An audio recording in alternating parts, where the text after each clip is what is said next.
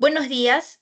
A continuación vamos a presentar nuestra ponencia cuyo título es El matrimonio en el testimonio de una mujer chipiva, cuyas autoras son las lingüistas Luisa Portilla Durán, Carol Marchán Aylas, Didi Macedo Ruiz.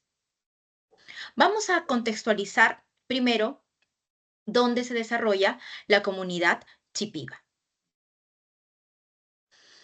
Se ubica geográficamente en la Amazonía peruana. Está limitando con los ríos Ucayali, Pisqui, Madre de Dios, Rímac y con la quebrada Genepanchea. Respecto a la historia, el nombre de esta comunidad chipiva está relacionada con los términos mono y pez.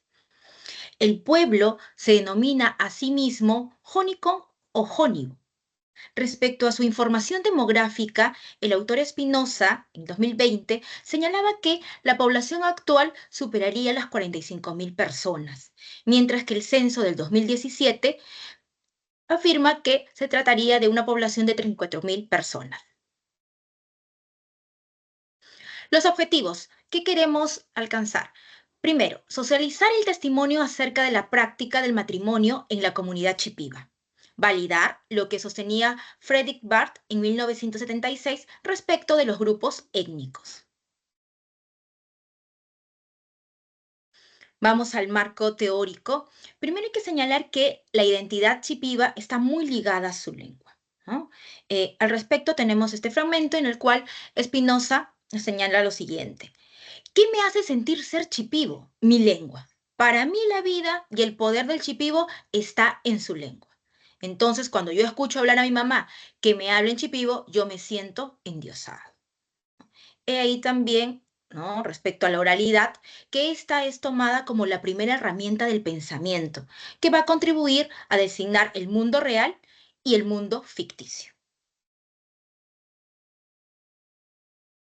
Otro punto a destacar es el testimonio, ¿no? Dicho en primera persona por un narrador que también es el protagonista, sea real o testigo de los eventos que él o ella recuenta, y cuya unidad de narración es usualmente una vida o una experiencia significativa de vida.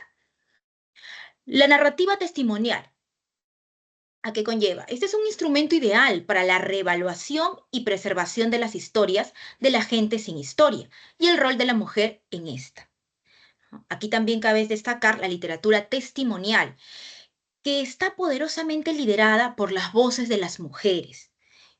Y, como señala Kulberger y Kerner, documentar la realidad de quienes antes no tenían permitido contar sus vivencias ni su historia.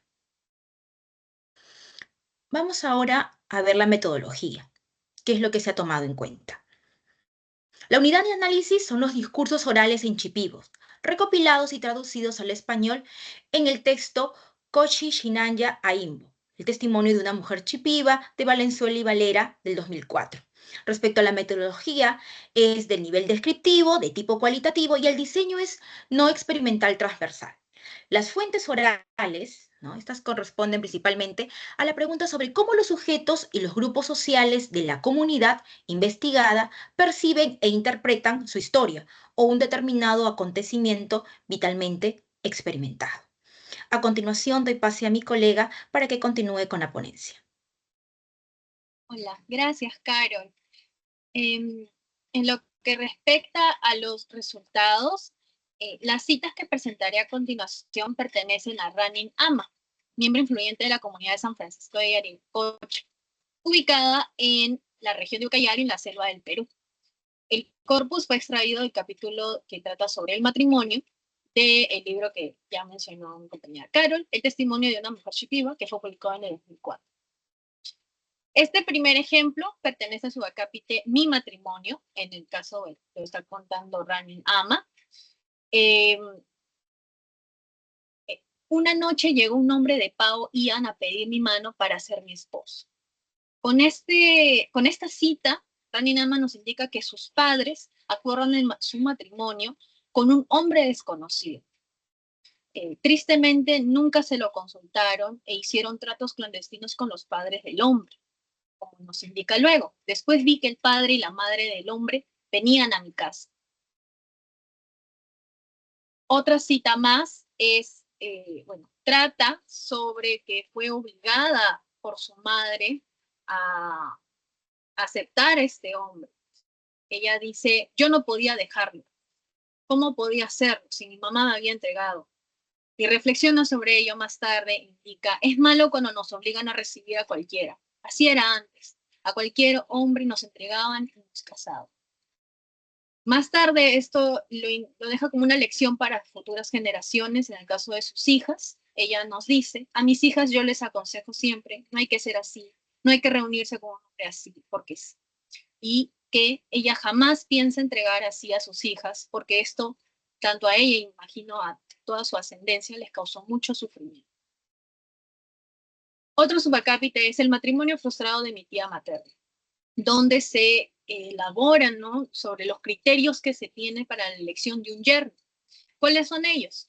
Que sea un hombre trabajador y mitallero. Lo hacían así. Un hombre mitallero es alguien que sabe y tiene las habilidades, experticias de cazar y pescar. También que puede mantener a la esposa. Incluso indica que a la tía materna de Ranin Ama ya la iban a entregar esa misma noche que se lo presentaron a este hombre. Otro acápite es los hombres con dos esposas. ¿Qué es esto? Que se le entrega más de una familia, en el caso de Ranin Ama, se le entrega otras esposas al hombre. Por ejemplo, ella nos indica, cuando un yerno era muy bueno, sus suegros le entregaban otra hija, y así el hombre tenía dos mujeres. A estos hombres antes les decían curacas. E incluso llegan a tener hasta 6 esposas. Pero si la familia no eran cualquier mujer, o sea, si no tenían más hijas que entregar, entregaban a las hijas del hermano de la suegra. Ahora le doy el pase a la doctora Luisa Portilla para la discusión. Gracias, Didi.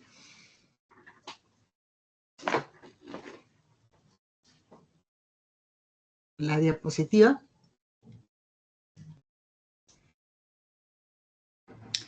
Bien, a partir de la muestra de casos, validamos la idea de Romero acerca de que la construcción del conocimiento, tomando la voz de los propios actores como materia prima, es una de las características no solo de la oralidad, sino también del testimonio, ¿no? Y en el caso de la comunidad Shipiba, por tratar de ser una comunidad ágrafa, a través del testimonio se pueden intercambiar las historias, se pueden compartir las experiencias de vida. En este caso, Ranin Ama no solamente se expresa como mujer y como madre, sino particularmente como miembro de una comunidad. Ella habla como parte de su grupo étnico. Y al hablar como parte de su grupo étnico, ella no lo hace de un estatus jerárquico patriarcal, sino la finalidad es compartir ese testimonio de vida. Teniendo en cuenta de que antes no tenían voz para hacerlo, y gracias al testimonio en este caso pueden hacerlo, o puede hacerlo ella, en este caso, que comparte su comunidad. Tengamos en cuenta también, de acuerdo con lo que ha señalado Didi en los testimonios, no había posibilidad de elección, ellas tenían mucho miedo y esta decisión de los padres de imponerles un esposo les generaba mucho sufrimiento, ¿no? Se trata, pues, como bien señala Beverley, de un testimonio, de testimonios que demandan ser reconocidos, que reclaman nuestra atención, ¿no? Particularmente por la forma en que son expresados.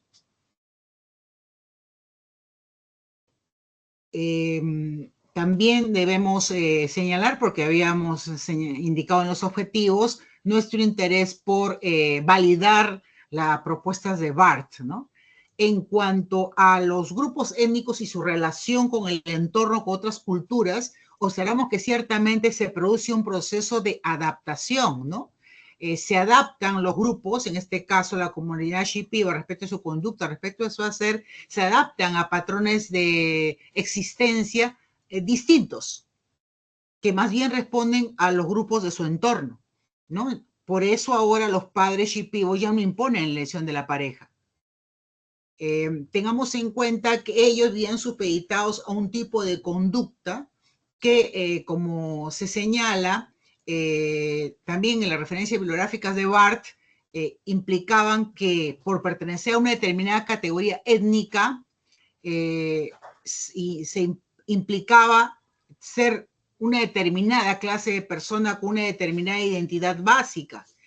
Sin embargo, se puede observar que la elección de la pareja, en este caso impuesta por los padres, no es parte de la elección básica de ellos, no es parte de la identidad básica de los shipibos. Porque como vimos en el caso de la tía, ella no dejó ser parte de la comunidad, no la excluyeron de la comunidad cuando ella se escapa. No, no es parte de su identidad entonces, sino fue parte de la, como señala Sencillo, de una forma que ellos tenían de integrarse antes en una comunidad, ¿no? Y esta forma de integración conllevaba el riesgo de que la identidad, como dice Sencillo, la hicieran otros, en este caso los padres determinaran la forma de ser, ¿no? Esto implica también el hecho de supeditarse a determinados patrones que en este caso nos agreden, implican también someterse a una representación degradada, ¿no? Que el grupo impone o declara vigente, en palabras de Sencillo. Aceptar que los padres elijan al esposo y tolerar que ellos también elijan otras mujeres para el esposo, justamente implica este hecho, ¿no? Que la identidad la hagan los otros, en este caso los padres. Entonces, a través de Running Am observamos que se enuncia una injusticia que, como vemos, porque ella no solamente se refiere a ella, también se refiere a su prima, se refiere a su comunidad realmente, habla por su comunidad. Por tanto, esta denuncia va más allá de lo personal, apunta a la supervivencia del grupo. ¿Han cambiado las formas, en este caso, este tipo de conducta en la comunidad Shipiba? Sí, debido, como señala Bart, a la interacción de las personas del grupo con otras culturas, ¿no? Por tanto, la comunidad Shipiba requiere manifestar o exponer o explicitar una congruencia con otros códigos y con otros valores, ¿no? Para corresponder con la forma como actúan otros, esos otros con quienes ellos interactúan, con los cuales son comparados. Para terminar, señalar que la narrativa testimonial, de acuerdo como hemos señalado, y de acuerdo con nuestras referencias bibliográficas con las cuales coincidimos, la narrativa testimonial no se inscribe en el pasado, no está preocupada por la tradición, sino más bien por el futuro. Vemos, por ejemplo, en el texto que Running Ama dice, yo les aconsejo a mis hijas siempre que no hay que ser así, yo no les voy a obligar, yo jamás pienso entregarlas así a mis hijas. Y como bien señala Beverley, Running Ama, que comparte su testimonio, es una persona real que continúa viviendo y actuando en la historia real social que también continúa en esa comunidad y que, como bien señala Bart, ya no se repite, no se reproduce porque no se podría, se rompería o no se podría comunicar adecuadamente con el entorno porque no se respondería a conductas, no se contravendría conductas que no son admitidas por el entorno. Muchas gracias por su atención y esperamos sus preguntas en el foro. Aquí algunas referencias bibliográficas del trabajo.